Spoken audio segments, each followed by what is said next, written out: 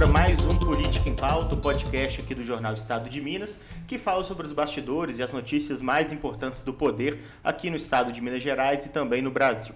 Meu nome é Bernardo Stilac, sou repórter da editoria de política do jornal. A gente vai começar essa edição um pouco diferente, afinal de contas vamos aí para uma semana de feriados, né? Semana Santa emendada com o dia 21 de abril, dia de Tiradentes. Portanto, nosso programa de hoje vai ser um pouquinho antes do que costuma ser na sexta-feira, né? A gente vai falar agora dos assuntos mais importantes nessa terça-feira, dia 15 de abril, mas não falta assunto. Inclusive, foi difícil fechar a pauta desse programa porque em poucos dias muita coisa aconteceu, né? Eu estou aqui com o Bruno Nogueira, meu colega de editoria, que mais uma vez está com a gente no programa. Seja bem-vindo, Bruno, e pauta cheia, né? Apesar dos poucos dias de distância entre uma edição e outra. Exatamente, Bernardo. Foi uma pauta quente hoje, né? Então é muito importante que a gente dê sequência nesse trabalho que a gente tem feito do Política em Pauta. Vamos discutir Câmara, governo de Minas, enfim, tudo o que aconteceu nesses poucos dias, né? Larissa Figueiredo está aqui com a gente hoje de novo. Larissa que cobriu a Câmara Municipal mais uma vez e vai trazer para a gente os principais destaques. Tudo bem, Larissa? Isso mesmo, Bernardo. Tudo bem? Bom dia. E hoje está aqui com a gente Vinícius Prats, que participou de uma matéria que foi publicada no domingo sobre o Instagram do Romeu Zema e vai estar aqui para comentar os outros assuntos também. Seja bem-vindo, Vinícius. Bom dia, Bernardo. Bom dia, Bruno. Bom dia, Larissa. Vamos aí discutir os principais assuntos, né? Uma segunda-feira agitada, porque foram muitos assuntos em pauta, municipal, estadual, nacional, né? Pois é, essa matéria que a gente publicou no domingo é só um dos temas do nosso programa de hoje, porque como o Vinícius falou, a segunda-feira, dia 14 de abril, foi bastante agitada aqui em Belo Horizonte e em Minas Gerais. Vou fazer para vocês a nossa já tradicional escalada de temas. No primeiro bloco, a gente vai falar sobre Câmara Municipal, já que na segunda-feira foi votado um projeto, mais um projeto polêmico da bancada conservadora, um projeto que fala sobre métodos contraceptivos naturais, como assim foram batizados. Foi aprovado o Dia Municipal em que eventos e palestras vão promover esse tipo de método. Vamos falar também sobre a nova secretária de Educação de Belo Horizonte, que foi anunciada ontem pelo prefeito Álvaro Damião, preenchendo uma das principais lacunas dessa prefeitura depois que Bruno Barral foi exonerado na semana passada.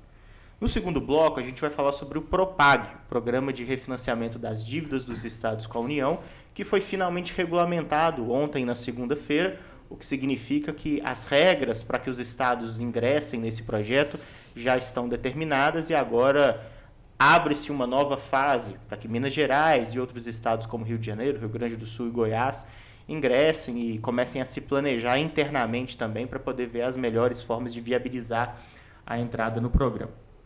E no terceiro e último bloco, a gente vai falar sobre essa matéria, sobre o Instagram do governador Romeu Zema. A gente já vem falando aqui no nosso podcast Política em Pauta sobre como o Zema tem investido em uma agenda nacional, tem investido num tom mais politizado, um tom de campanha em suas aparições públicas.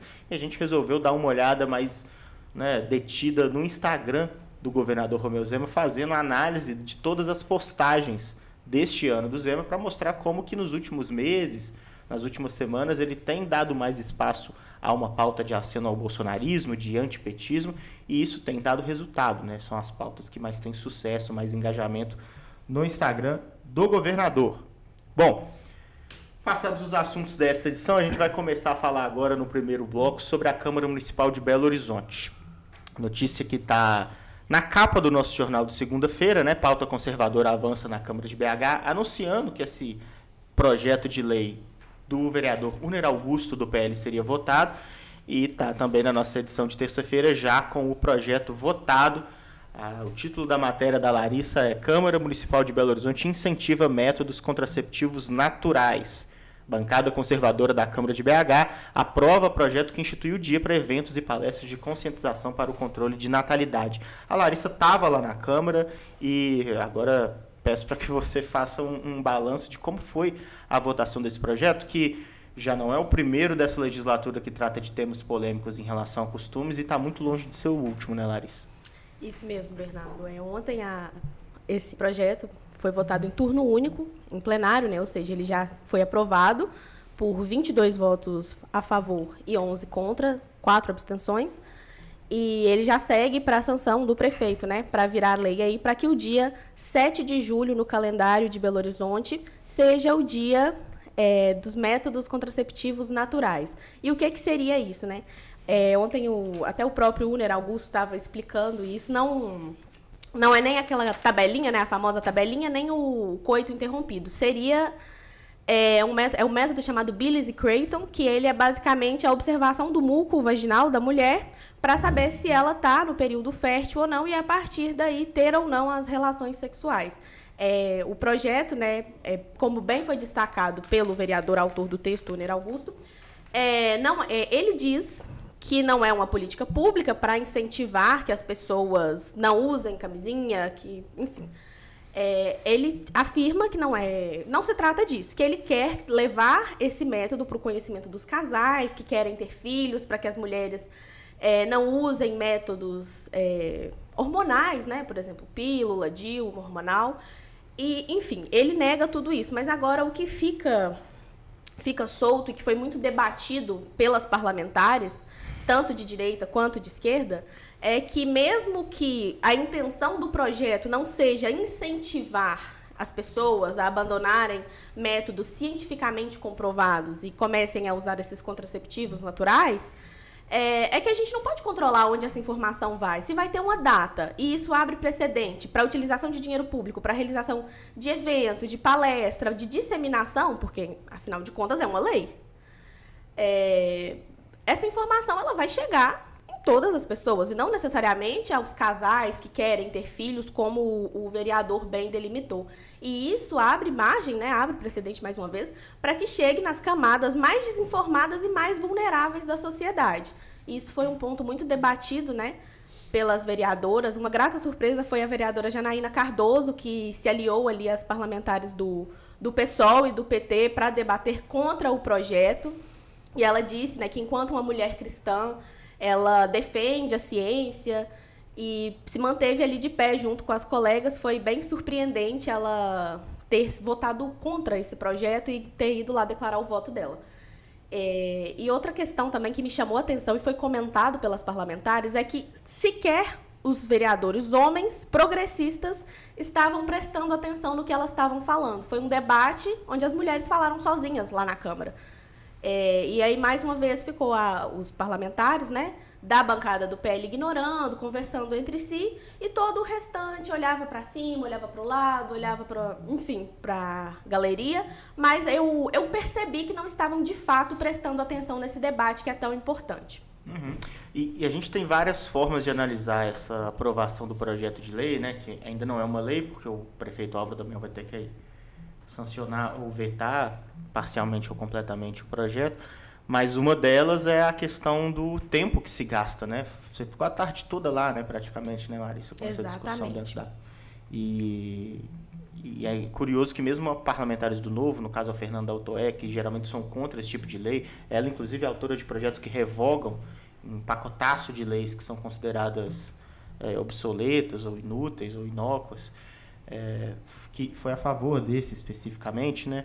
O Bruno até fez um levantamento aí existe hoje em Belo Horizonte uma única lei, né, cujos anexos trazem todo o calendário de datas festivas municipais, e são muitos, né? Assim, é claro que a maioria das vezes esses projetos são aprovados rapidamente, porque ninguém quer ficar perdendo muito tempo fazendo obstrução ou discutindo esses projetos. Esse caso foi diferente porque envolve uma pauta polêmica, pauta de costumes. Mas são muitos projetos, né, Bruno? Praticamente um calendário completo de datas que a gente fica meio que se perguntando qual é a real efetividade desses projetos. São muitos projetos que acabam tomando muito tempo de discussão. Às vezes alguns são votados mais rápido, é verdade, mas esse, como por exemplo, esse dessa semana demorou, né? Foi uma discussão longa no plenário. E inclusive essa própria lei que faz esse arranjo, né, esse compilado que junta tudo isso em uma lei só, é da própria Fernanda Pereira Altoé, né? Ela faz essa lei justamente com o intuito de, como eu posso dizer, desburocratizar, otimizar a gestão pública, e sempre nesse discurso. Eu queria citar as datas comemorativas de abril, porque, curiosamente, hoje não temos uma data comemorativa municipal, Bernardo. Mas, por exemplo, dia 2 de abril foi Dia Municipal do Autismo, uma causa muito importante, tem muitos vereadores que atuam nisso. Dia 7 de abril foi Dia do Prestador de Serviço Voluntário na área da saúde. Dia 8 de abril foi Dia Municipal dos Auxiliares de Administração Escolar. Aí, dia 11 de abril, foi Dia das Artes Marciais. Importante também. A Larissa está fazendo aí taekwondo, né? Importante. Dia 17 de abril foi Dia Municipal de Conscientização pela Reforma Agrária e em memória das vítimas da luta pela terra. Né? Importante. Um abraço aí para os vereadores de esquerda que estão sempre nessa luta, né? O MST também. Dia 19 de abril vai ser Dia de Lembrança do Holocausto, um tema também muito importante. Sempre bom lembrar as datas violentas, assim, a Segunda Guerra Mundial, um período terrível da nossa história. Foi lembrada também ontem a Segunda Guerra Mundial. Daqui a pouco a Larissa pode contar pra gente. Dia 20 de abril vai ser Dia Municipal de Luta contra a Violência e a Discriminação dos Povos Indígenas. Outra data importantíssima, né? Essa semana passada aí nós tivemos um ataque à deputada federal Célia Chacriabá, por Minas Gerais, no acampamento Terra Livre, lá em Brasília. Enfim, dia 23 de abril vai ser Dia Municipal dos Escoteiros. Também dia 23 de abril vai ser Dia Municipal dos Vicentinos. Então nós vamos ter 2 comemorações no dia 23 de abril. Dia 27 de abril vai ser Dia Municipal da Empregada Doméstica. Dia 28 de abril vai ser Dia Municipal de Luto pelas Vítimas de Acidentes e Doenças do Trabalho. E dia 30 de abril, Bernardo, vai ser Dia do Torcedor da América. Olha. Uma torcida muito importante em Belo Horizonte. Um clube centenário, Deca campeão mineiro. Mas, sem dúvida, de todos os públicos contemplados pelas datas, o menos numeroso, né? Possivelmente, com todo respeito ao torcedor da América, enfim. Mas ele mesmo sabe disso. Bom. Dia 30 de abril também é Dia Mundial do Jazz. Essa lei mais recente foi aprovada em junho de 2023. Pois é. Quem gosta de jazz é importante, um dia importante para escutar música. Talvez menos gente ainda que torcedores do América, né? Mas jazz é muito bom. É sempre bom. Exatamente. Enfim, a questão é que existem esses dias mesmo municipais, faz parte da atividade dos vereadores, mas a gente lê... Nenhum desses dias é feriado. Nenhum dia é feriado, mas assim, é importante, né? A gente passa aqui a lista até para descontrair um pouco o tema, mas é bom voltar à pauta dessa questão dos métodos, dos chamados métodos contraceptivos naturais, porque faz parte de uma agenda muito grande dessa bancada conservadora, com mais de 20 projetos que alguns já foram votados, como o uso da Bíblia como material paradidático nas escolas, que a gente já falou na semana passada, e vários outros, inclusive do Uner Augusto, nessa chamada agenda pró-vida, que no fundo é uma agenda que fala sobre natalismo, né, que fala sobre coerção dos direitos reprodutivos das mulheres, e por mais que seja um dia municipal e que, como o próprio vereador disse, não seja uma política pública em si, é um dia, né, em que, se for aprovado, vai autorizar o município de Belo Horizonte a promover e abrigar eventos que falam sobre esse contexto. E aí eu chamo a atenção para algumas coisas. Um deles é a argumentação que é utilizada para poder promover esses projetos, né? Porque se fosse um projeto, como o próprio Uner fala, e como diz o próprio texto do projeto de lei, que quer fortalecer o amor conjugal e a relação entre esposa e esposo, uma forma de unir mais as famílias tradicionais, isso não seria um projeto baseado de métodos naturais. Porque quando se diz isso, se fala sobre métodos contraceptivos, que em essência são métodos para evitar a gravidez.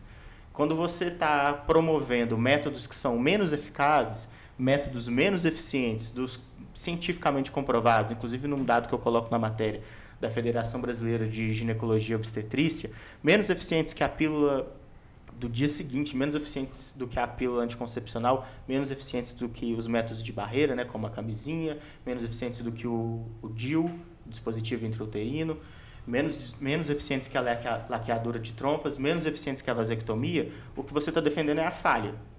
E a falha, nesse caso, é uma gravidez, e nesse caso é uma gravidez indesejada.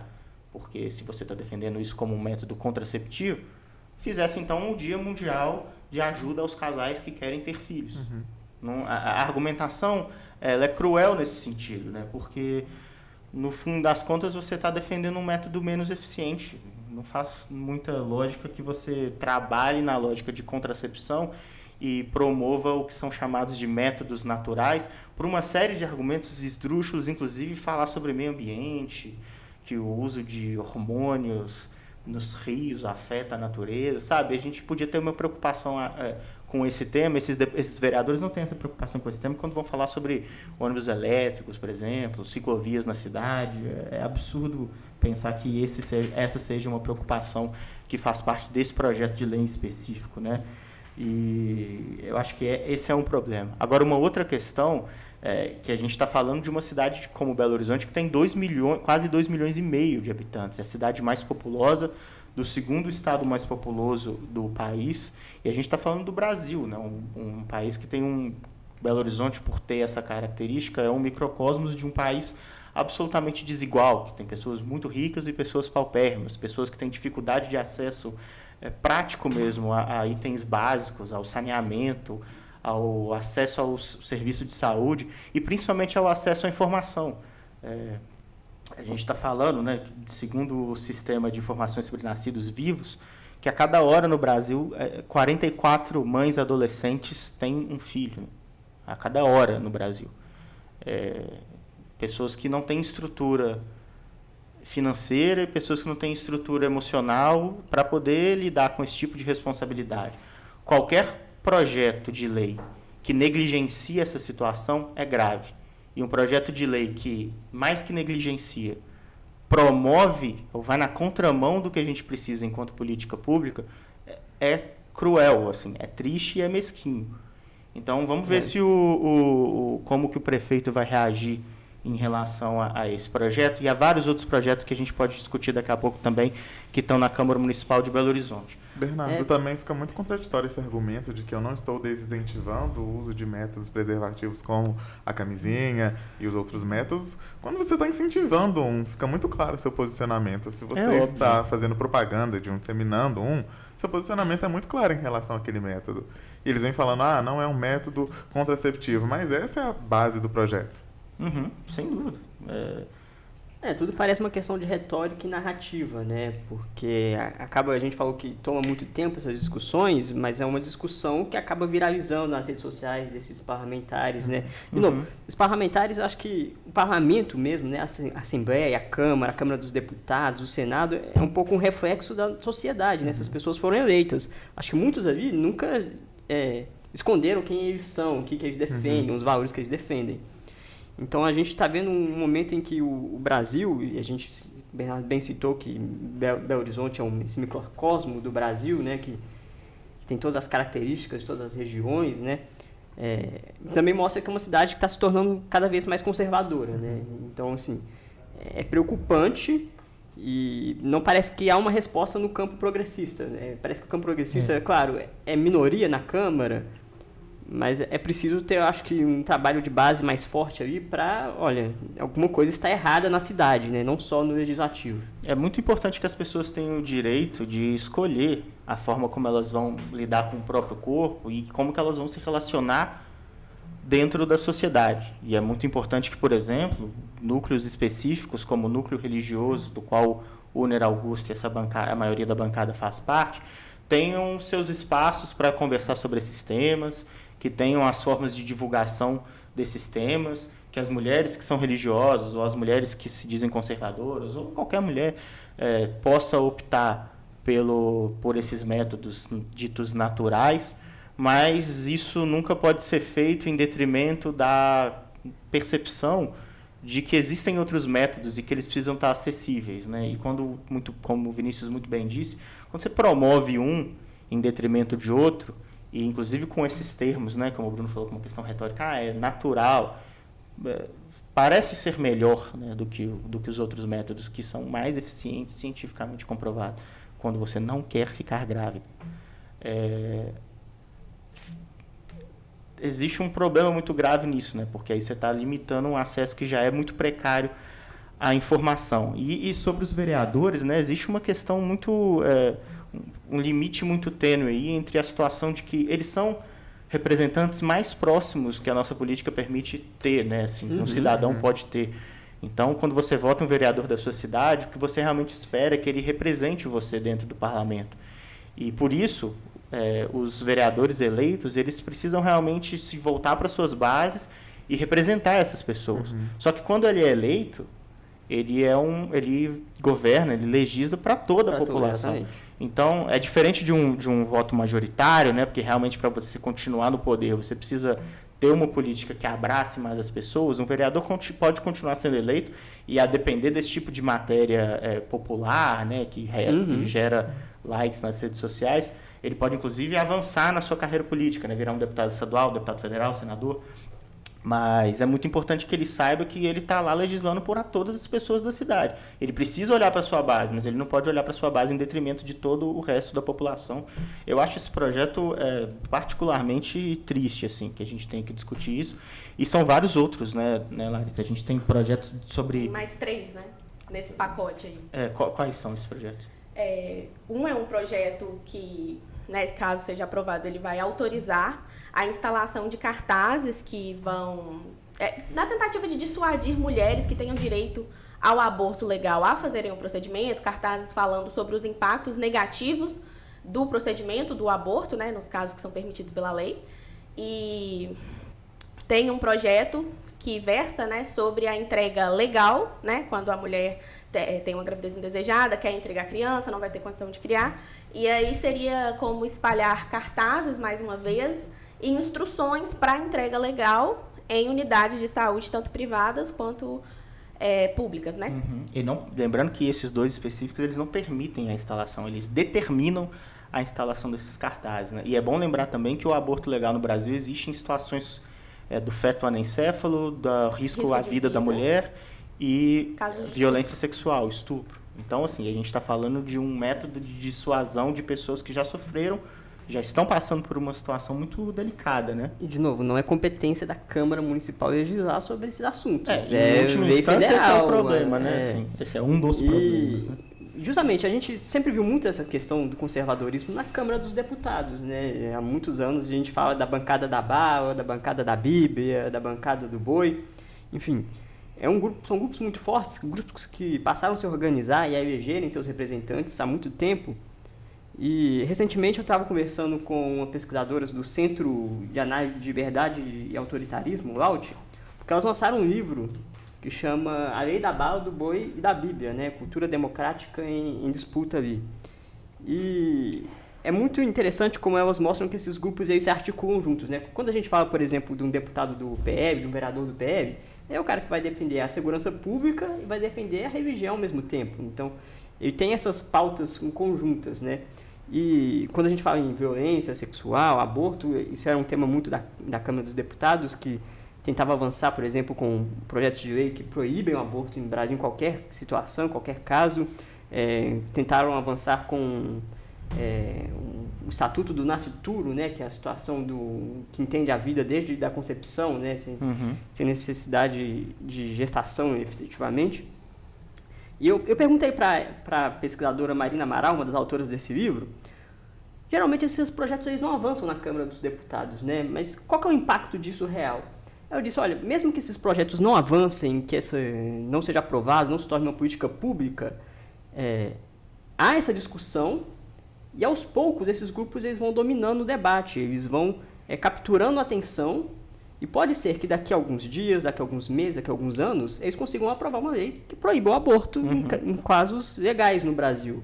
Essa é uma possibilidade real, porque esses grupos estão multiplicando, né? O próprio PL, o partido do ex-presidente Jair Bolsonaro, fala em eleger maioria do Senado, né? Eles têm uma campanha forte para eleger grande parte do Senado, a maioria.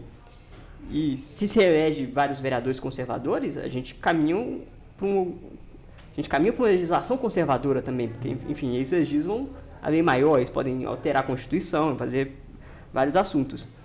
Então, agora a gente está vendo isso em âmbito municipal, né? Não só Belo Horizonte, por exemplo... Faz parte dessa estratégia, né? Porque quando a gente discute temas de costumes, quase sempre a pauta é discutir se é certo uma política conservadora ou não, ou seja, eles determinam a agenda. Exatamente. E agora a gente vê isso na política municipal, a gente fala muito de Belo Horizonte, claro que é a capital, mas, por exemplo, Divinópolis aprovou uma lei recentemente que muda um pouco as regras do aborto ali, legal, né, dentro da cidade. Não é de competência da prefeitura de Divinópolis fazer isso, né?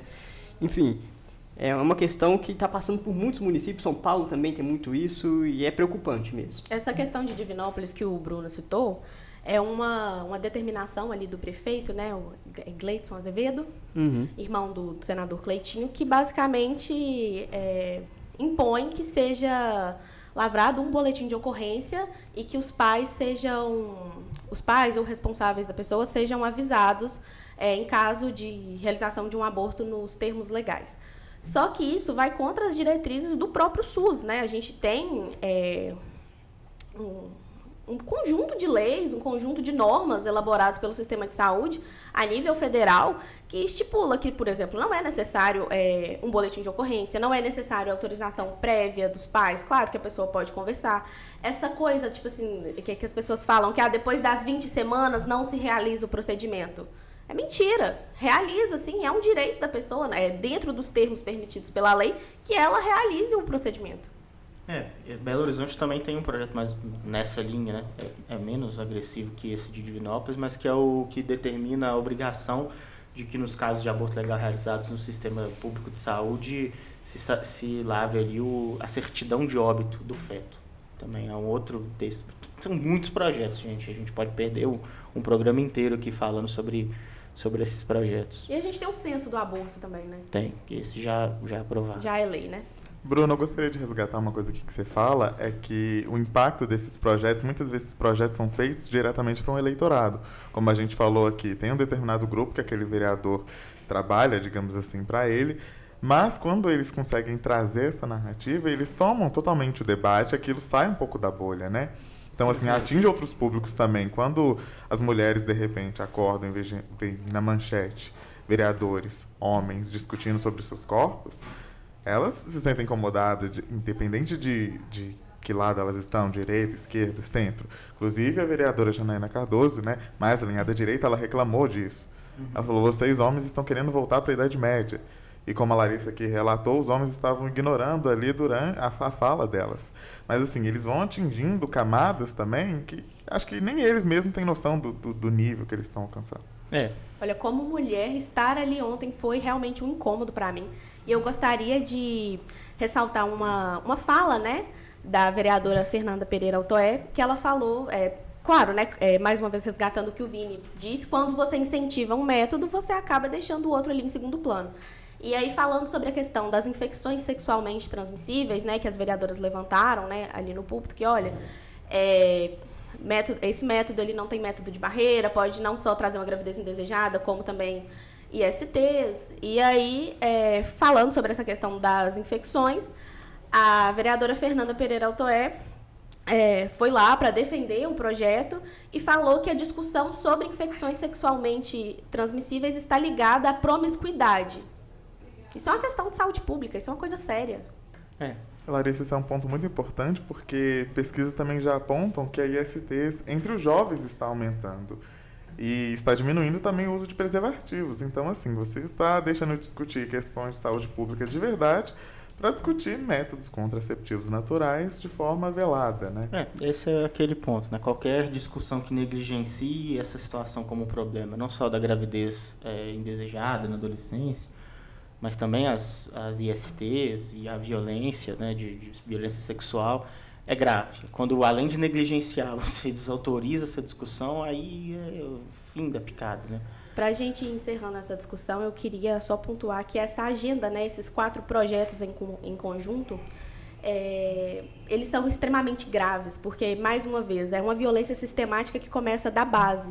Não tem como você controlar o vereador ou qualquer outra pessoa onde essa informação vai chegar, onde essa divulgação dos métodos vai chegar. E ela vai chegar numa comunidade, ela vai chegar numa menina, num adolescente que está ali iniciando a vida sexual dela. E, o método natural é melhor, porque é assim, assim, assado. E aí surge uma gravidez indesejada, ela não pode abortar. Talvez ela faça a entrega legal para o Estado, que não é apto. Como a Silvia Pires esteve aqui com a gente, falou sobre uma matéria importante, né, das pessoas que são acolhidas pelo sistema de adoção depois dos 18 anos, que são abandonadas mesmo pelo Estado, e aí se incentiva uma adoção, se incentiva uma entrega legal, com a única finalidade de fazer uma mulher parir por pura vontade do Estado e depois entrega essa criança ao Deus dará, porque o Estado não é competente para cuidar dessa criança. E esses mesmos vereadores não criam políticas públicas que melhorem essa situação, inclusive da competência do Estado de cuidar dessas crianças depois que elas nascem, né? Bom, esse tema, ele rende muito, né? A gente já falou bastante nesse bloco, mas para fechar o tema de Belo Horizonte, vou chamar o Vinícius novamente, que assina a matéria dessa edição de terça-feira, junto com a Alessandra Mello, sobre a nova secretária de Educação de Belo Horizonte. Ontem o prefeito Álvaro Damião anunciou Natália Araújo, que já vinha participando com ele ali da campanha, né, como nome que vai comandar essa pasta de vital importância para a capital mineira e que estava vaga depois da exoneração do Bruno Barral. O que chama atenção à primeira vista, né, Vinícius, é que não foi uma indicação, como a gente imaginava, determinada especificamente por um jogo político ou pela influência dos partidos, como tinha acontecido anteriormente. Exatamente, inclusive havia até uma expectativa da indicação vindo do União Brasil, né? Já que o Bruno Barral era do União Brasil, veio dessa indicação, mas como você bem disse, ele foi exonerado aí no dia 3, após uma operação da Polícia Federal e afastado por determinação do STF. Essa nova titular da Secretaria de Educação também ficou surpreso, porque à primeira vista a gente não conhecia ela, né? Embora o Álvaro Damião falou, uma pessoa que vocês já conhecem, não era de conhecimento de todos, mas ela já foi subsecretária de Educação de Belo Horizonte, inclusive, entre 2017 e 2022, durante a gestão do ex-prefeito Alexandre Calil. Mas ela estava no momento como assessor especial do Álvaro Damião. Então, assim, a gente vê ali uma relação próxima e eu acho que, assim, é uma pasta importante, como a coluna da Berta mostrou hoje, né? Os níveis de educação em Belo Horizonte, eles decaíram nos últimos anos, muito em razão da pandemia, mas eles não se recuperaram ainda. Então, vamos ver o que esperar daí para frente, né? Ela não se pronunciou, assim, mas hoje está tendo uma reunião com o secretariado neste momento. Vamos ver o que tem de novidades aí. Eu chamo a atenção, né, Bruno, porque o próprio Bruno Barral desembarcou aqui na prefeitura com uma indicação política com pouco lastro no sentido prático de trabalhar numa pasta tão importante para a cidade, né? Porque o Bruno Barral era um nome muito associado ao ACM Neto, né? Prefeito de Salvador, ex-prefeito né? de Salvador, ex-deputado federal, nome forte da política baiana. Ele era secretário de Salvador e chegou aqui em Belo Horizonte na gestão do Fuad Noman como uma indicação do União Brasil. E agora o prefeito é o Álvaro Damião, correligionário do Barral, e ficou-se essa expectativa de que talvez a pasta tivesse que se manter com o partido do prefeito, não foi o que aconteceu. Exatamente. Lembrar um pouco essa história da nomeação do Barral, ele foi indicado pela União Brasil muito naquela época em que a União Brasil estava vendo tipo uma guerra interna entre os seus presidentes, né? O Antônio Rueda e o Luciano Bivar, né? O Rueda ele é o presidente da União Brasil, né? O Bivar acabou sendo afastado do partido, enfim. Foi uma treta gigantesca na época, né? Acusações de invasão da casa de um, de outro, enfim. E tudo isso, o ACM Neto no meio, né? Então, o União Brasil é um partido que surgiu, né, da fusão entre o DEM e o antigo PSL, que é o partido do ex-presidente Jair Bolsonaro. Então, já é um partido que nasceu grande, porque era um partido que tinha muitos deputados. O PSL fez vários deputados na esteira do bolsonarismo em 2018, né? Exatamente. E é um partido um pouco enrolado com a justiça, né? Um é dos partidos mais, digamos assim, corretos eticamente falando, né?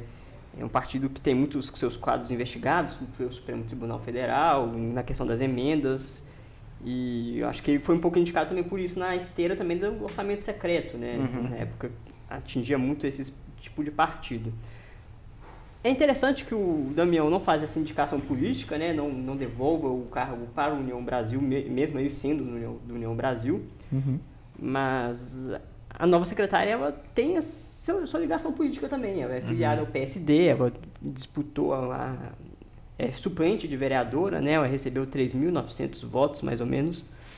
Então, ela já tem uma experiência política também. Ela sabe como funciona.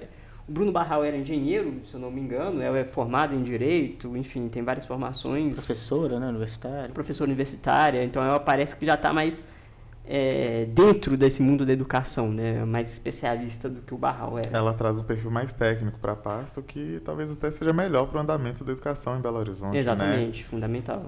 E ela também se movimenta ali nas redes sociais, talvez seja mais interessante para ficar mais perto ali da população, porque o Barral não era um nome tão conhecido assim, né? Eu acredito que a Natália ela possa ter essa projeção mesmo, assim. É interessante porque, mais uma vez, o Damião acena para o PSD, né? Ele teve a oportunidade na Câmara de indicar um vice-líder, indicou o Elton Júnior, né, do PSD, e aí, agora, quando ele vai indicar um secretário, uma secretária, né, ele indica mais uma vez alguém do PSD. Então, é interessante esses acenos aí do Damião para o PSD. Importante isso que a Larissa falou, né? Uma dobradinha que era do prefeito do PSD, o secretário da União, agora o prefeito da União e a secretária do PSD. Barral, só para lembrar, ele está sendo investigado pela Polícia Federal no âmbito da Operação Overclean, né, se eu não me engano. Isso. Em um caso de suspeita de desvio de emendas, né, na época que ele era secretário em Salvador. Uhum. Bom, vamos para o segundo bloco, então, para poder falar sobre a notícia que veio de Brasília, mas que afeta sobremaneira Minas Gerais, que é o PROPAG. O Programa de Refinanciamento das Dívidas dos Estados com a União, a gente já discutiu ele muito aqui, mas para poder passar um breve panorama, começou a ser discutido lá no final de 2023, diante daquele impasse aparentemente eterno entre Zema e a Assembleia Legislativa de Minas Gerais pelo ingresso do Estado no regime de recuperação fiscal. Essa discussão andava muito pouco e nunca realmente foi terminada dentro do âmbito legislativo. O Estado conseguiu aderir ao regime via STF. O Rodrigo Pacheco encabeçou, então, as discussões para criar um novo programa de refinanciamento da dívida de Minas com a União, que hoje está em cerca de 170 bilhões de reais.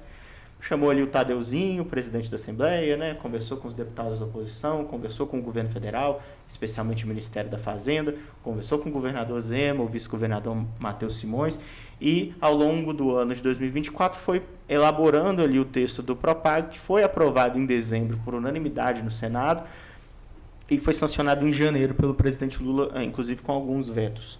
O que acontece é que entre janeiro e ontem, dia 14 de abril, ainda não havia uma regulamentação da lei do PROPAG e por isso essa discussão ficou um pouco parada, né? É uma discussão que exige movimentações dos estados, tanto na sua esfera doméstica, né, nos próprios estados, quanto na esfera federal. E a gente até aqui no programa parou de falar um pouco de PROPAG durante esse intervalo, né? Porque como ainda não tinha uma regulamentação, não dava para saber, por exemplo, a questão dos prazos para manifestação de interesse no ingresso. E ontem chegou a regulamentação.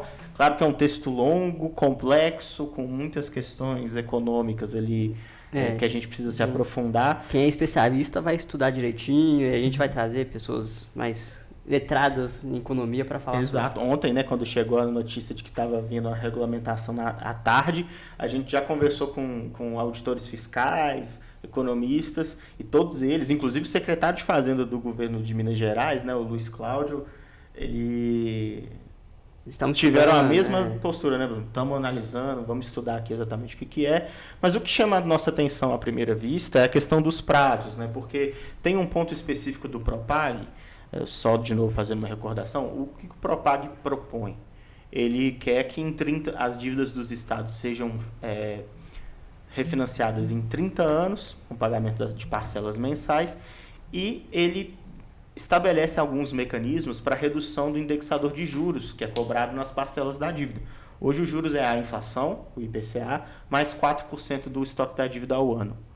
Esses 4% eles podem ser progressivamente reduzidos até não existir juros real, ser um juro só inflacionário, de acordo com o que os estados conseguem oferecer e de como que eles conseguem entrar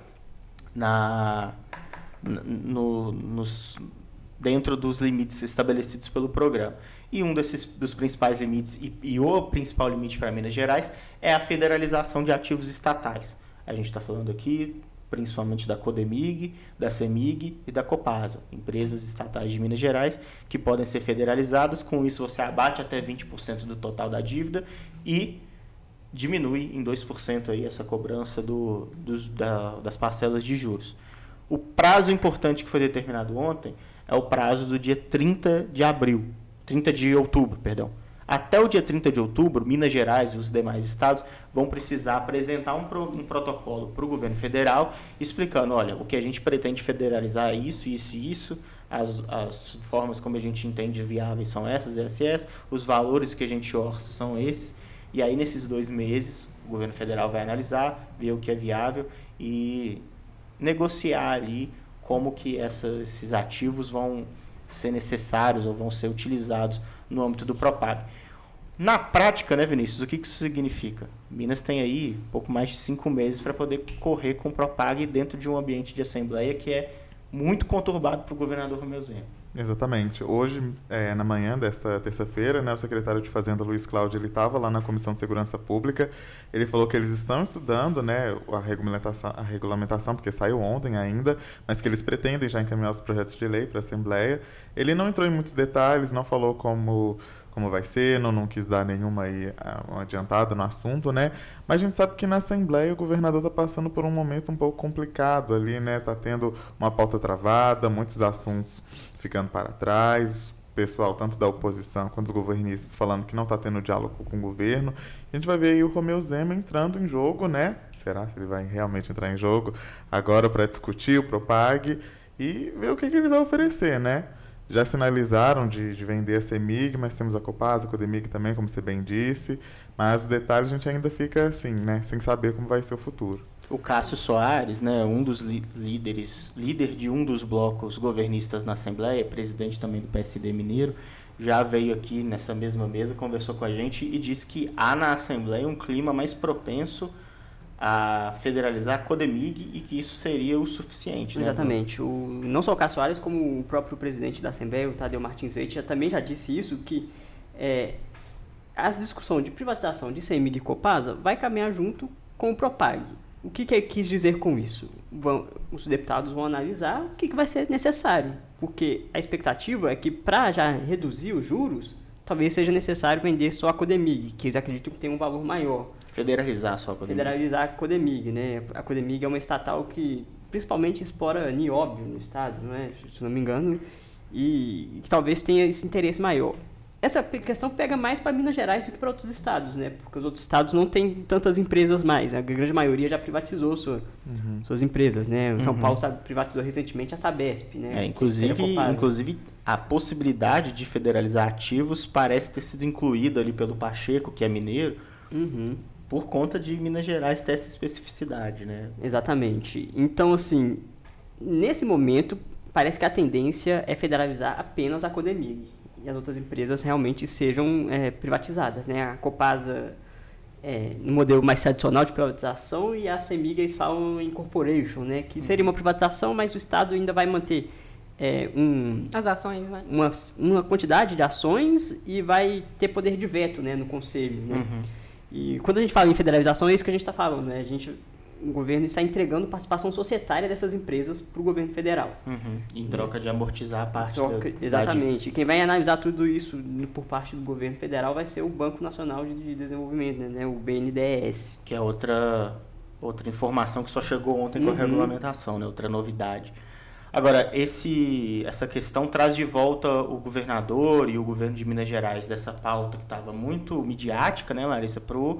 Coloca os pés no chão novamente, porque a gente já falou que o Zema vai precisar aprovar não só uma lei autorizativa na Assembleia para poder autorizar o ingresso no Propag, mas também essa questão da federalização das estatais. Então vai ter que voltar os olhos de novo para dentro do Legislativo e vai ter que ser rápido, né, até outubro.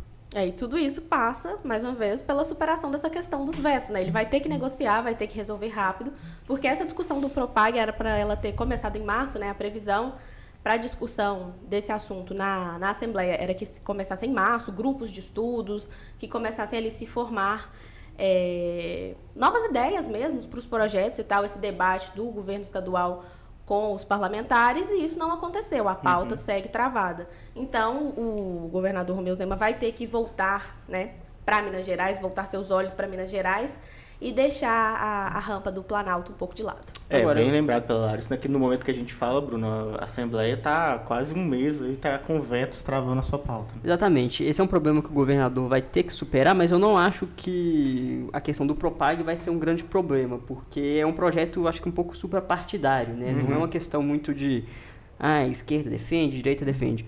Inclusive, a Assembleia teve uma participação muito grande na criação desse programa, né? Os deputados foram lá levar as preocupações com a dívida de Minas para o presidente do Congresso, na época o Rodrigo Pacheco. E foi um grupo de deputados da base, da oposição, ter reuniões com o senador. Nenhum deputado vai querer ser colocado como alguém que travou o andamento do Propag na Assembleia. Exatamente. Inclusive, de início, a gente viu mais uma iniciativa dos parlamentares Do que o do próprio governo discutir a questão. Talvez né? eles vão se focar em tentar trazer os holofotes para si, né? Exatamente. Então, eu acho que daqui em diante, quando os projetos começarem a chegar, eu acredito que a pauta provavelmente já vai estar destravada. Então, eu acho que questão de federalização deve ser um projeto que seja aprovado por unanimidade dos deputados, né? Deve ter alguma questão de alguma discussão ali do modelo, de como vai ser feito tudo isso, mas eu acredito que nenhum vai tentar barrar, né? Não parece do feitio da Assembleia dificultar essa questão. O que a oposição ganha em relação à barganha com o governo estadual talvez seja a questão do tempo, né? Porque Exatamente. existem as pautas dos reajustes dos servidores, como o Vinícius lembrou que o secretário de Fazenda reiteradamente disse que não vai haver esse ano, porque não tem fluxo de caixa para isso, né? Tem a questão dos pedágios nas estradas, que a gente já vai tratar também. Só antes da gente falar sobre a questão dos pedágios, relembrar que existe outra frente para o governo mineiro nessa situação, e uma frente que pode projetar o governador Romeu Zema como um articulador político nacional, que é a derrubada dos vetos que o presidente Lula fez ao Propag lá em janeiro, que agora com a regulamentação deve voltar a ser discutida dentro do Congresso. Pode ser, né? Voltar a ser discutida no Congresso. Diferente da Assembleia, no Congresso não é obrigatório. Não trava a pauta, né? Que os principais pontos dos estados, um deles é o uso do Fundo Nacional do Desenvolvimento Regional, né, criado com a reforma tributária para poder abater a dívida, mas o principal para Minas Gerais é o veto que determina que não pode ser as dívidas com instituições privadas e internacionais não serão garantidas pela União dentro do âmbito do Propag, assim como elas são dentro do regime de recuperação fiscal. Então, Minas, por exemplo, tem dívidas com bancos internacionais que, dentro do RRF, o governo atua ali como um garantidor, paga essa dívida e depois faz parcelas menores, mais fáceis de serem pagas pelo Estado. No momento que entrar no Propag, Minas vai ter que pagar essa dívida já pelo que determina o banco.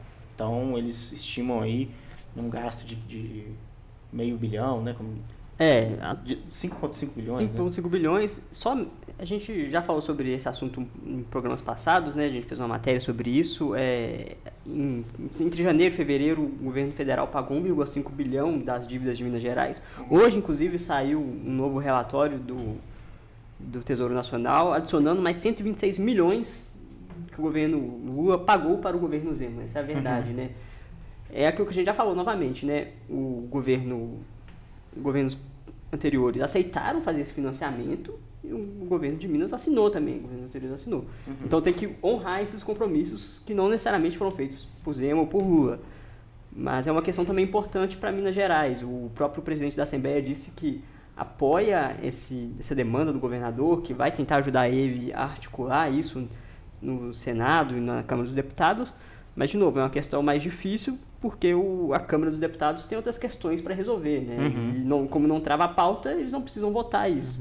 Exato. Bom, para a gente fechar esse assunto do Zema na esfera mais tradicional da política, a gente vai falar sobre o que aconteceu no Tribunal de Contas do Estado, né? Porque uma das pautas travadas aí na Assembleia com os vetos é a criação da Artemig, agência que regula e fiscaliza os contratos de concessão em transportes no Estado.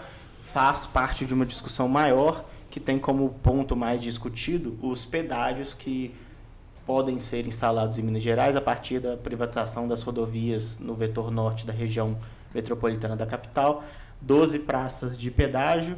Na semana passada a gente noticiou aqui os vereadores do Bloco Democracia e Luta, os deputados do Bloco Democracia e Luta, oposição ao Zema na Assembleia, acionaram o Tribunal de Contas do Estado para suspender esse projeto com várias argumentações de problemas no edital, de um certo desequilíbrio geográfico das cobranças, de que fere a lógica constitucional de que uma região metropolitana tem que ter uma livre circulação de mercadorias, bens e serviços. Enfim, foi acionado o TCE, imediatamente o TCE admitiu e já designou o Agostinho Patrus, que hoje é conselheiro do tribunal, como Relator. como no caso, relator. né? Agostinho Patrus foi presidente da Assembleia durante o primeiro mandato do Zema e um dos principais responsáveis por ter travado completamente as discussões mais centrais do governo Zema, especialmente o RRF, durante 4 anos de forma irredutível. Né? E aí, o que aconteceu, Bruno? Agostinho Patrus entrou nessa dobradinha com o Durval Ângelo, hoje presidente do Tribunal de Contas do Estado, e o Zema recuou. Exatamente.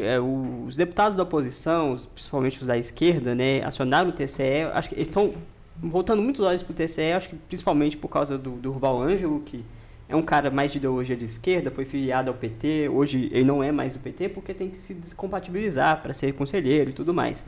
Mas, é claro, é um cara menos afeito ao governo Zema, né, ideologicamente distante. Então, ele designou o Agostinho Patrus como conselheiro, né, como relator desse caso, e o TCE deu 10 dias para o governo enviar novas informações, documentos, estudos que embasam a concessão das rodovias do Vetor Norte, né. A gente já falou sobre esse assunto várias vezes, mas cabe lembrar que são as rodovias MG 010, MG 424 e LMG 800, que são as rodovias que vão de Belo Horizonte até Sete Lagoas, e a LMG passa por Confins, né, porque é a que faz meio que a ligação entre Belo Horizonte, Confins, Lagoa Santa. Então esse é um projeto muito importante para o governo, porque publicou esse edital de privatização, de concessão em fevereiro, e de lá para cá tem muita discussão sobre os pedágios, né? Os pedágios são 12 praças de cobrança previstas em modelo free flow, né? O carro nem para, então passou, está cobrando na sua placa, enfim, eventualmente você vai ter que pagar esse boleto. E são rodovias muito movimentadas. É uma rodovia curta, é uma distância curta, 124 quilômetros. Então gera muita insatisfação, porque são 12 praças de pedágio em uma distância curta. Uma distância que A talvez não denúncia precise que os deputados apresentaram, inclusive, traz a informação baseada no estudo da agência RMBH, que é associada ao governo do Estado, que mais de 70% de total de arrecadação vai ser só do fluxo de pessoas entre Vespasiano e Belo Horizonte. Isso, que é uma distância curtíssima. E que essas pessoas recebem, a grande maioria, menos que 3 salários mínimos. Né? Você vai onerar um cidadão que já não recebe muito bem. Exatamente. Só nessa distância, se eu não me engano, deve ter uns 3 ou 4 praças de pedágio. Assim. São valores curtos, né? Acho que, se não me engano, o mais barato é R$ 1,45, mas assim, considerando que essas pessoas vão e voltam para Belo Horizonte Todos os dias, todos né? os dias, e às vezes mais de uma vez por dia, é um valor muito apertado no bolso dessa população, que é a população mais pobre, né, dessa região metropolitana. Pobre entre aspas, né? Pessoal com renda menor. E o TCE abriu esse prazo, né, de 10 dias, que o governo tem que respeitar esse prazo. O TCE não tem muito poder, digamos assim, né, é mais um tribunal legislativo que a gente fala, porque grande parte dos seus conselheiros são ex-deputados, mas tem esse papel importante de fiscalizar e pode impor algumas sanções ao governo, né, não necessariamente sanções muito duras, né, mas pode, por exemplo, suspender esse edital. Que já seria um contratempo enorme para o governador. Né? Nessa discussão toda, né, a Assembleia tem vários projetos que podem proibir pedágios. A gente sabe que a base em si é muito contra esse projeto, então é muito difícil avançar com esses projetos.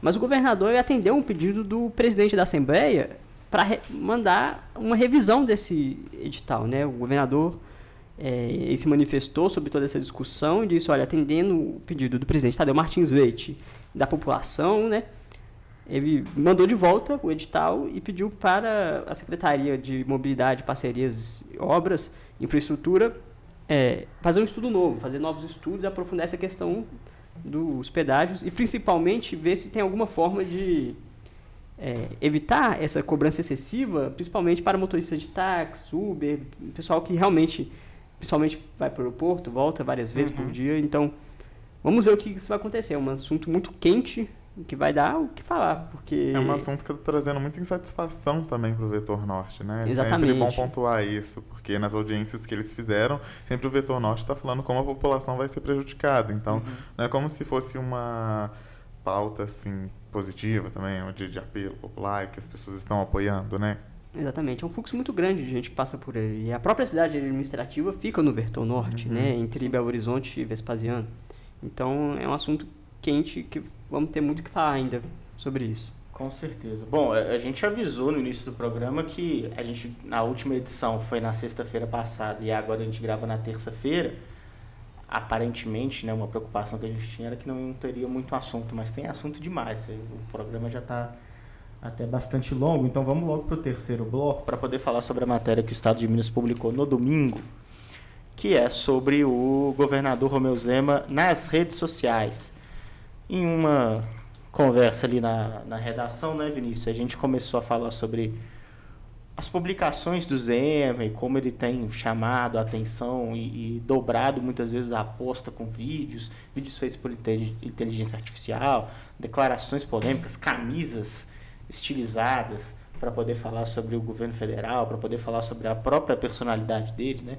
E aí a gente pensou, pô, tá muito explícito, né, pra gente que ele tá usando as suas redes para conversar com gente fora de Minas Gerais, para poder ampliar a sua abrangência.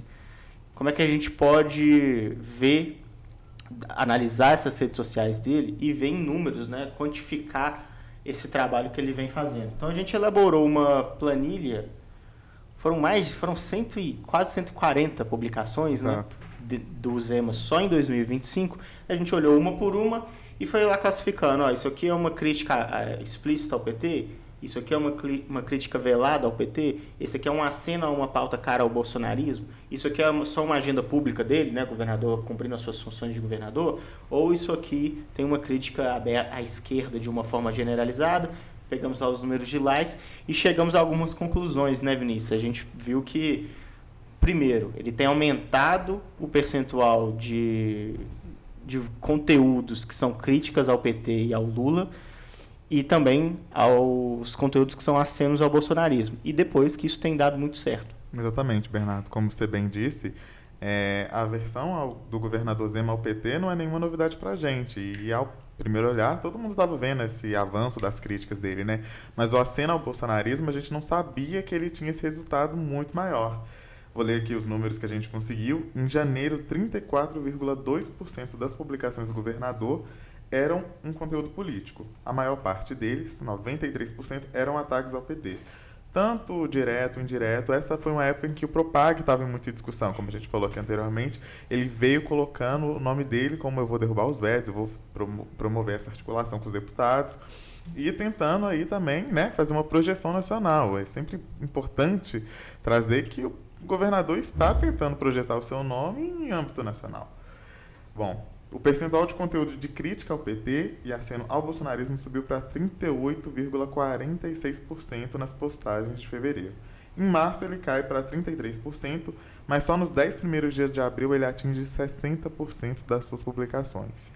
Mais da metade de tudo que o Zema publica no Instagram é de alguma forma criticando o PT ou acenando ao Bolsonaro. Exatamente. E o que a gente tem visto muito é que, assim, até mesmo no ano passado, havia críticas ao PT, sim, elas tinham, mas elas eram em menor quantidade. Publicações pessoal do governador, elas quase não existem, assim, ele focava muito numa agenda institucional, e agora ele vem crescendo esse aceno ao bolsonarismo, só que cada vez mais forte, né? Quando ele sai em defesa dos envolvidos no 8 de janeiro, é um claro posicionamento político ali, porque até então Zema não fazia ataques ao STF, ao judiciário. Isso é uma pauta muito cara para o bolsonarismo, é uma coisa que eles vêm fazendo recorrentemente há anos, mas o governador de Minas Gerais até o momento não saiu em defesa dessa galera. Tanto que nos outros anos, no 8 de janeiro, ele não se pronunciou.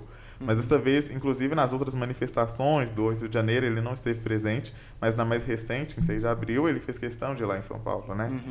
E foi essa última manifestação, 6 de abril, que ele rendeu o post mais curtido do ano, né? Exatamente. Lembrando que esses números certamente mudaram no momento que você ouve o podcast, mas no domingo, quando a gente publicou a matéria, a foto mais curtida, o post mais curtido do governador Romeu Zema, é uma foto feita em parceria com o Ratinho Júnior, governador do Paraná, Tarcísio de Freitas de São Paulo e Ronaldo Caiado de Goiás, os 4 juntos nessa manifestação pela anistia aos presos do 8 de janeiro, que teve 250 mil curtidas, né? Lembrando que são todos possíveis candidatos à presidência da Todos. República no próximo ano. Um já é pré-candidato, né? Exatamente. O Ronaldo Caiado já lançou pré-candidatura. Ele já se dele. antecipou aí, já lançou sua candidatura e aparece ao lado de Romeu Zema. Caiado que também não tinha participado das outras manifestações até então, né? Mas uma coisa importante citar do Caiado também é que, acenando esse bolsonarismo, esses dias ele publicou um hashtag TBT falando: eu fui um dos primeiros governadores a defender a anistia.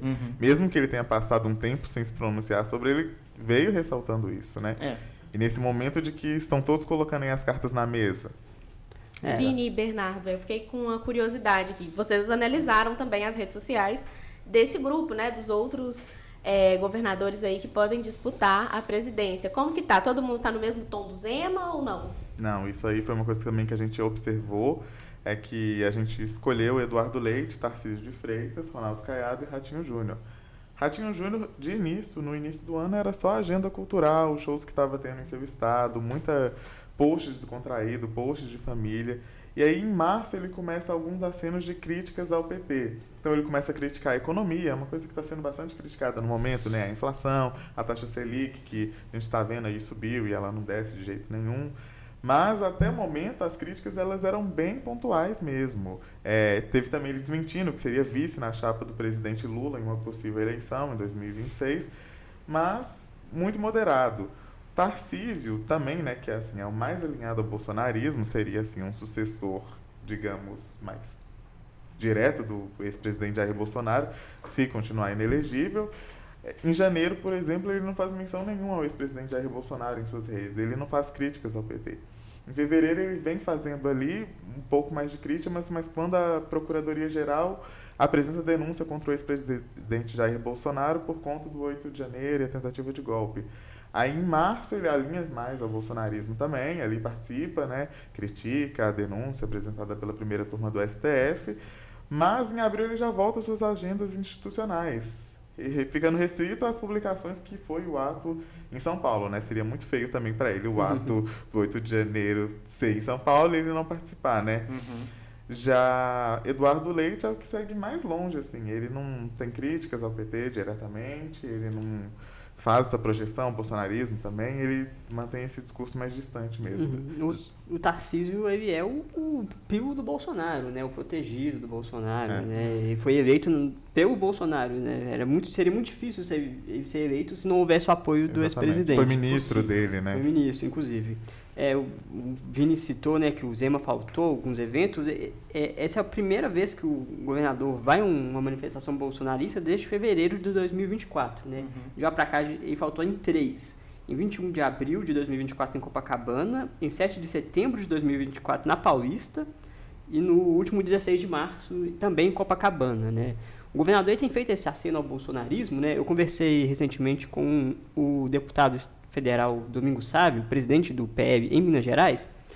Ele disse que ele fez vários elogios ao governador Romeu Zema, né? Eu questionei ele sobre essa reaproximação. Ele disse que o governador é um cara que compartilha os mesmos valores do PL, que é um cara que é natural estar junto do PL nesse tipo de manifestação. Eu perguntei para ele sobre eleições, né? Porque sempre quando a gente está falando disso tudo, a gente tem como contexto as eleições de 2026, né? Porque se o governador for disputar, seja para uma candidatura majoritária à presidência ou uma candidatura a vice-presidente, ele tem que sair do governo daqui a um ano, mais ou menos um ano. E eu perguntei para ele, olha, o senhor acha que é viável uma candidatura do Zema? E ele disse, é viável uma candidatura do Zema porque ele é o governador de um estado importante, né, de Minas Gerais, que, inclusive, uma expressão que o presidente do Novo disse recentemente, ele chamou Minas Gerais de swing state, né, em referência aos Estados Unidos, que tem os estados decisivos para a eleição. Sim. E, querendo ou não, né, muita gente duvida, mas o governador Romeu Zema é bem avaliado no estado. Ele tem uma avaliação forte no interior, principalmente. Então, o Domingos Sávio disse, olha, é natural que o governador componha uma chapa. Se ele vai ser o candidato principal ou não, é uma outra história. Mas é natural que, pelo peso do Estado, o Zema esteja nesse movimento. E é interessante que ele faz esse aceno para todos os governadores, né? Essa foto, especificamente, tem o Ratinho Júnior, Tarcísio Caiado, mas ele também esteve com o Caiado recentemente em em Uberaba, se eu não me engano, Isso, numa feira do exatamente. agronegócio. Sim. Eles até gravaram um vídeo juntos, Eles né? gravaram um vídeo em referência juntos. aos movimentos do MST. A gente citou, o Vinícius citou o Eduardo Leite, recentemente ele esteve em Porto Alegre com o Eduardo Leite, e o Eduardo Leite disse que comporia uma chapa com o governador Romeu Zema. Então, assim, tudo indica que ele será candidato. Se vai ser para presidente ou vice, A gente pode também citar, porque até o momento o governador Romeu Zema ele não fala claramente que ele Exatamente. vai ser candidato, mas ele vem pontuando que ele quer participar, ele quer contribuir e que ele vai ver o nome que é mais viável no ano que vem, né? Ele sempre fala, caso o ex-presidente Jair Bolsonaro não esteja elegível, nós governadores de direita vamos se unir e vamos ver qual que é o nome mais viável. e ele diz com todas as letras que ele não vai ser candidato para legislativo, que ele não tem esse perfil, que o perfil dele é de executor, que ele diz, né? Exatamente. Perfil de mandatário. E para falar isso também, ele intensificou as agendas dele fora de Minas Gerais, né? Recentemente ele esteve em Porto Alegre, ele esteve em São Paulo várias vezes, ele Se encontrou com o ex-presidente Michel Temer. se encontrou com o ex-presidente Michel Temer, ele esteve em fóruns da direita, né? Fóruns de institutos da direita, esteve em um lançamento de uma casa da Liberdade, alguma coisa assim, em Brasília, e enfim, ele está nessa empreitada, isso é claro. Uma das análises que a gente fez também, além da quantidade de views e sobre essa situação de ser ou não uma aceno ao bolsonarismo, uma crítica ao PT, foi o tipo da postagem, né? O principal assunto da postagem, e a gente percebe isso, importante isso que o Bruno falou, que ele tem aumentado também as postagens relacionadas ao agronegócio, né, Vinícius? Isso. E que todas as vezes que ele faz uma agenda de administração pública, ou seja, quando ele está falando da própria gestão, é quase sempre sobre segurança pública. Porque, além de ser uma pauta cara a esse eleitorado da direita, é um público que tem dificuldade interna aqui por conta das questões salariais, né? Tem, repetidamente, a gente até falou aqui na última edição, protestos das forças de segurança contra o Zema. Então, muitas dessas publicações que ele faz falando sobre a própria gestão, ou é entregando material e viaturas para a Polícia Civil, para a Polícia Militar, ou é celebrando alguma grande ação, alguma grande operação policial, de prisões ou de apreensões de drogas ou de armas. Ele tem essa característica também. E acho Comportamento que incomoda, né, os servidores das forças de segurança pública. Incomoda, né? Porque eles estão nessa luta aí pelos salários e sentem que ele está meio que usurpando o trabalho que está sendo feito, a revelia do problema salarial, da recomposição que está há bastante tempo em pauta. Mas eu quero destacar essa conversa que o Bruno teve com o Domingos Sávio, que é um dos nomes que pleiteia, inclusive, ser candidato a senador pelo PL, e que, embora tenha um passado muito longo, né, na política mineira, agora abraçou o bolsonarismo de forma muito afetuosa, calorosa, né? Ele abraçou de vez essa pauta bolsonarista, o deputado federal do PL. É muito interessante ver como o Domingos Sávio acena positivamente para o governador Romeu Zema, porque é justamente uma relação positiva entre PL e Zema no âmbito federal. Porque esse ano foi marcado pela ruptura entre PL e Zema no âmbito estadual. Exatamente. A gente tem que lembrar que o PL fazia parte da bancada governista dentro da Assembleia até o início desse ano. O deputado estadual e que foi candidato a prefeito de Belo Horizonte pelo PL, Bruno Engler, chegou a ser vice-líder de governo dentro da Assembleia e esse ano, por exemplo, é autor de um dos projetos de lei que proíbe a instalação de pedágios dentro da região metropolitana de Belo Horizonte. Não é só uma desfiliação da base governista, é uma atividade contrária aos interesses do governador dentro da Assembleia. E lembrar também que o Sargento Rodrigues é um dos deputados do PL e é talvez um dos mais ativos parlamentares contra o governo, justamente por ter essa pauta que a Larissa lembrou dos servidores da segurança pública. É um deputado estadual que desde 1998 é eleito ininterruptamente dentro da Assembleia para poder tratar sobre essa pauta classista. Então é muito interessante ver esse aceno do Domingos Sávio ao Zema, porque diz justamente sobre isso que a gente está percebendo fazendo essa análise quantitativa do Instagram, né? O Zema e o PL têm uma relação a âmbito federal e uma relação distinta em âmbito estadual. Talvez seja uma relação eleitoreira, né? Claro não que é. necessariamente uma relação prática dos trabalhos, né? Enfim. E quando a gente fala em Zema, em ser possível candidato, essa questão da segurança pública, a gente pode pensar também no legado que ele vai tentar trazer, né, como um discurso. Ele quer trazer a segurança pública como um discurso de, olha, eu fiz isso aqui no meu estado, mas e aí como é que vai ficar a questão com os servidores da segurança pública, né, essa insatisfação? A questão dos salários em dia, acho que não seria suficiente, seria? Pois é. Isso é interessante. a gente ainda não sabe o que vai acontecer no ano que vem, mas eu acho que até por essa análise que a gente fez até abril e vai continuar fazendo para poder fazer esse balanço daqui mais alguns meses, mostra que o Zema é inequivocamente, pelo menos, um cabo eleitoral incontornável. Eu acho importante também dizer, Bernardo, que dos levantamentos que a gente quis fazer era se esses posts eram impulsionados, né? Porque dos 15 posts mais curtidos do Romeu Zema, só um não se refere ao PT ou ao bolsonarismo. Então, assim, ele tem números elevados, ele chegou a ter vídeos com 3,5 milhões de visualizações, para uma pessoa que tem 1,6 milhões de seguidores no momento. É incompatível, exatamente. Né? E aí, na biblioteca de anúncios da Meta, né, que é a empresa que controla o Facebook e o Instagram, são dados públicos, qualquer pessoa consegue acessar e ver, mostra que nenhum desses vídeos são impulsionados. Então, assim, o engajamento que ele está conseguindo é orgânico. Então, assim, mostra que essa estratégia está surtindo efeito para ele, né? Bem lembrado.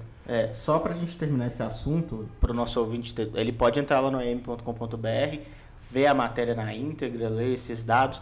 Mas para quem está ouvindo aí, isso é importante que o Vinícius falou, né? O Zema, esses números podem parecer pequenos perto de outras lideranças bolsonaristas, mas o Zema não é tão seguido assim, né? Não é tão seguido quanto o próprio Bolsonaro, os filhos dele, o Nicolas Ferreira, o Cleitinho, para poder falar dos mineiros, né?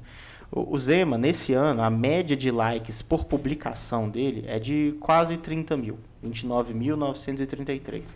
A média de visualizações dos vídeos que ele coloca no Instagram é de 403 mil visualizações por vídeo. Quando ele está falando sobre a gestão dele no Estado, esses números caem.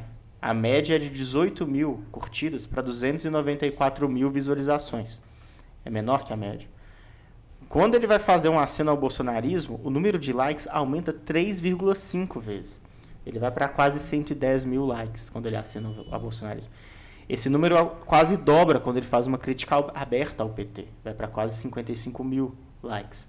E ele aumenta pelo menos uma vez também em relação a críticas veladas ao PT. Ele vai para 41 mil curtidas e ele mais que dobra, 2,6 vezes quando ele faz uma crítica à esquerda de uma forma geral. Então, além de tudo, é orgânico, como o Vinícius lembrou. Então, o Zema vai se colocando, parece bobeira, né, falar de rede social, mas é a forma como os políticos se comunicam de forma mais eficiente com o seu eleitor hoje. E ele vai se colocando, como eu disse, ele se cacifa, como um cabo eleitoral incontornável para quem quer disputar contra o PT em 2026. Porque, como o Bruno falou, ninguém é eleito presidente do Brasil, nunca aconteceu, sem vencer em Minas Gerais.